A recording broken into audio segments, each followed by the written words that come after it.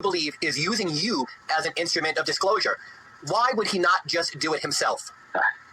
Mike, he cannot present certain issues because he has many enemies. Some topics are too controversial. The fifth column in government and outside world would say that he's like on a wild goose chase in the near abroad or Syria. In Syria, they would say that we are in Syria not to eliminate the terrorist threat, but to pursue some imaginary enemies from space.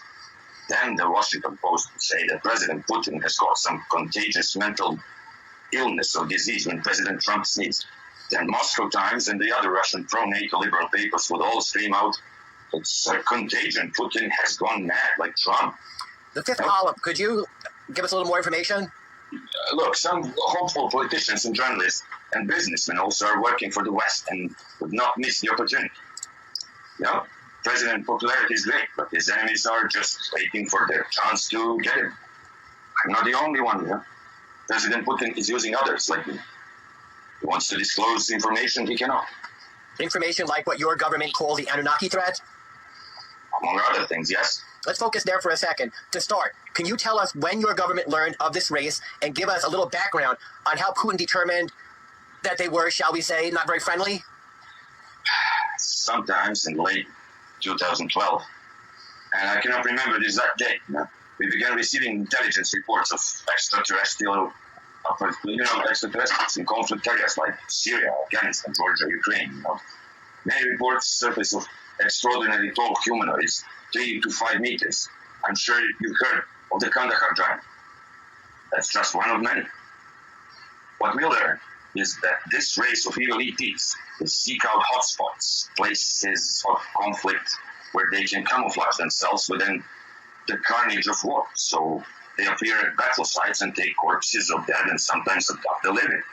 These stories go unreported because it is easy to explain as battle-induced acute stress and hallucinations. How convenient. Can you tell me about Russia's earliest skirmishes with the Anunnaki and the outcome of those engagements? First outcome was bad, very bad. We did not know their defense technologies. We received report. We sent Stuxnets to chase them through vast networks of caves in Syria. We lost many combats there. Our bullets often bounce out of them, and they slaughter our soldiers like pigs in mud. They have plasma-based weapons and also use energy spheres to skewer our fighting brothers. We lost maybe 200 men before finding a place in their armor where we can shoot them. A tragic loss of Russia's fighting men. How did your nation discover a weakness in the Anunnaki? That's during an engagement, one Anunnaki mistakenly wounded another. And our Russian survivors of this battle captured the wounded beast and took it to Meshgori. Our top scientists tried to interrogate it, but no luck. We could not understand their language. They speak in chirps and chirps. If they could understand us, it never let us know. Since interrogation not possible, we do next best thing, science. So we exposed Anunnaki to extreme heat, extreme cold, acid, even though it's a poison. Nothing worked. Finally, after many months, we discovered 2 weaknesses. Acoustic weapons of certain frequencies cause Anunnaki much pain and make them fall to the ground. Also, they can be killed by energy-based weapon like a laser, 10 kilowatt laser, powerful enough to vapor a single Anunnaki. And this happened, that subject died. Unfortunately, these weapons right now are large and must be vehicle-mounted. We are training troops with handheld versions, but right now these are only strong enough to stun the smaller Anunnaki, but certainly not all. Fascinating. Do you know how many encounters have Russian special services had with the Anunnaki? Yes, 7 that I'm aware of. This does not count the recent bombings of Anunnaki enclaves in Syria. You say bombings. Bombs, in my mind, are considered conventional weapons.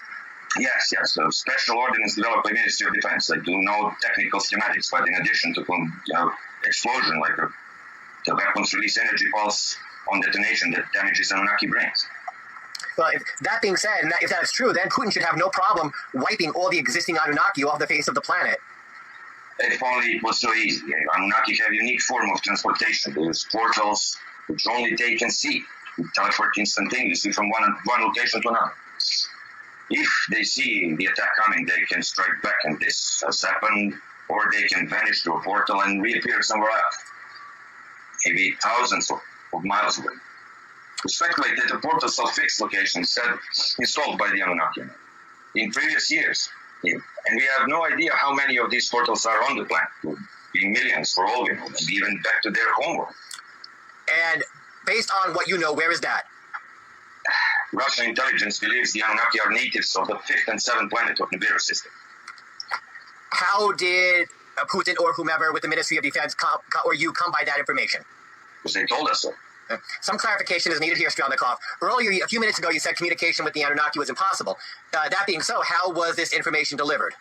Yes, in that statement, I referred only to the captured one, the captured Anunnaki, who would not or could not communicate. But like I said, we have many engagements with these evil creatures. Sometimes ago, after we killed nearly 200 of them in a fight, an Anunnaki emissary reached out to President Putin and offered him an ultimatum. This time he spoke perfect Russian.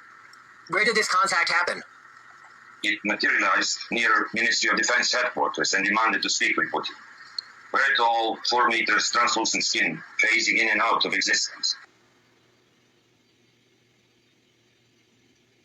When we last spoke, you provided some truly shocking information on the Anunnaki.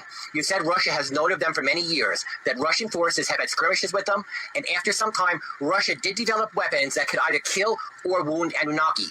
At the closing of our last conversation, you said an Anunnaki emissary approached President Putin with an ultimatum.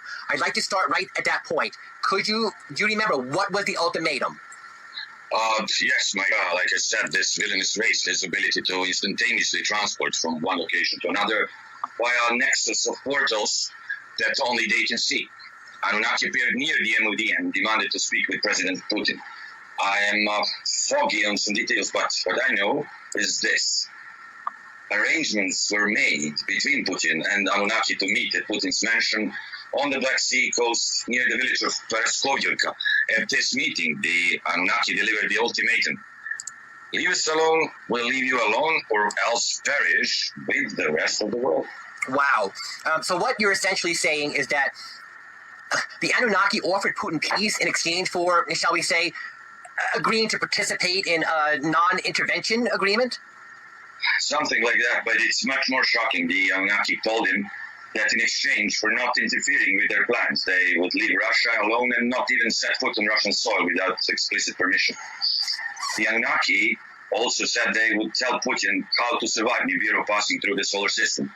On the other hand, if Putin refused to offer the Anunnaki said Russia would be the first to fall and its people would be enslaved and taken as food. Holy smokes. Assuming that to be true, it's hard to imagine why Putin declined such a generous offer. Wow. Why would Putin deny that? Because Mike Putin does not trust them. He may be an optimist, but he is not stupid. He figured that the Anunnaki would dishonor any agreement. These creatures are devilish and manipulative. So Putin told them to go away. We do not want you here. He told, leave the planet and never come back. You know what the Anunnaki told him? No, but I'm hoping you'll tell me. The Anunnaki said to Putin, Earth is our planet, not yours.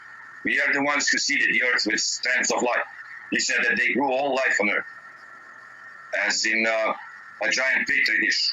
Humans, the Anunnaki said, belong to them, just as your mother's chicken belonged to her. Wow. So every 3,600 years, give or take, they return to harvest. Harvest what? Us. We are little more than food and slave labor for them. No. Theological repercussions aside, that is a frightening thought to comprehend. How did the Anunnaki respond to Putin's answer? The Anunnaki said, you've been warned, and left. And yet, no massive Anunnaki force has invaded Russia. At least not yet. At least not yet. Anunnaki raid Russian town. 25 people from the remote Russian village of Nizhny Potansky have been reported missing in the aftermath of an extraterrestrial incursion that took place on the afternoon of July 24, as the skies above northern Russia inexplicably darkened and the atmosphere was saturated with an ominous red-yellow hue that effectively turned day into night. Whether the extraterrestrial invaders created the atmospheric anomaly or merely took advantage of it remains uncertain. The Kremlin has refused to comment on either incident officially. But our source, former KGB agent Strelnikov Isaac Stefanovich, finds it highly unusual that the alien assault coincided with the mysterious eclipse-like event.